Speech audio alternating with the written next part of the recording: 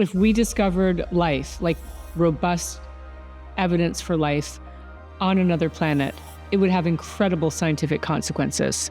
Because if life emerged two separate times, like two independent times from each other, it will give us information that there's a high likelihood that our galaxy, our universe is teeming with life. In this current moment, we have evidence of complex molecules on Mars. We know about liquid environments where liquid is required for life in the Venus atmosphere. We think there's liquid subsurface on Mars. We have liquid on many moons of Jupiter and Saturn. It means somewhere out there, there could be intelligent life. And that is something we're going to have to grapple with. And to people who that matters for, it's going to change their view.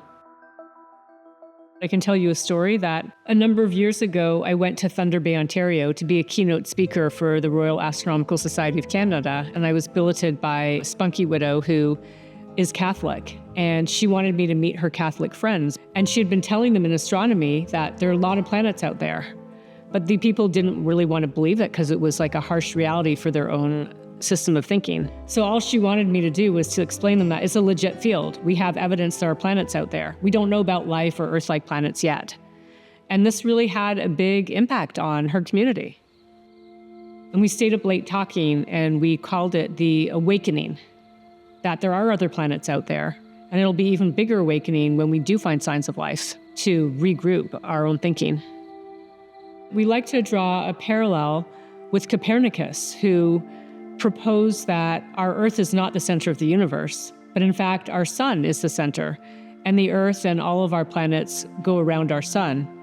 And back then, hundreds of years ago, it was hearsay, like you just couldn't do that because our Earth was the center according to religion.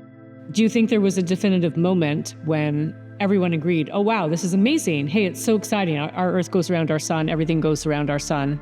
In fact, no, there was not a definitive moment. It took a very long time for it to happen. And I'm guessing that when it finally did happen, it wasn't celebrated. It took a really long time to have like legit definitive proof. And so over hundreds of years, which is likely to be the same for our definitive signs of life, it'll just be something as part of our culture. Sometimes people wonder why bother with pure science, but pure science leads us to great places, like the discovery of insulin, for example. Or in terms of astronomy, our field has really helped with medical imaging because we take data of the night sky in astronomy and we have to convert it into images. And we have, my favorite example is GPS.